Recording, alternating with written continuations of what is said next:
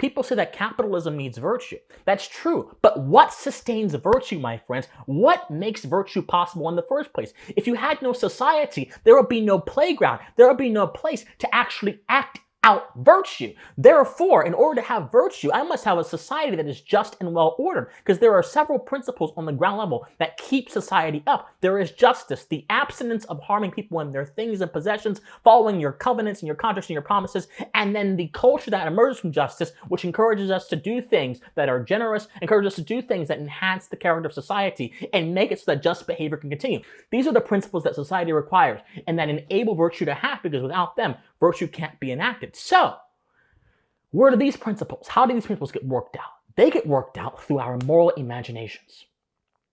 The moral imagination is that sort of sense of imagination that allows you to explore the many different avenues and possibilities of pursuing virtue and pursuing your moral duties. So in other words, capitalism, my friends, is merely an extension of the moral imagination, moving in a straight line from the moral into the civic, manifesting in the form of our habits, our economic habits, and then manifesting in the form of a system created after those economic habits. Capitalism is merely the creative extension of our moral imaginations. Because there are three sections of civilization. There's the moral, there's the civic, and there's the political. The civic is where the institutions are. The moral is where our duties are worked out. And the political is where the government is. Capitalism begins in the moral and comes to the civic.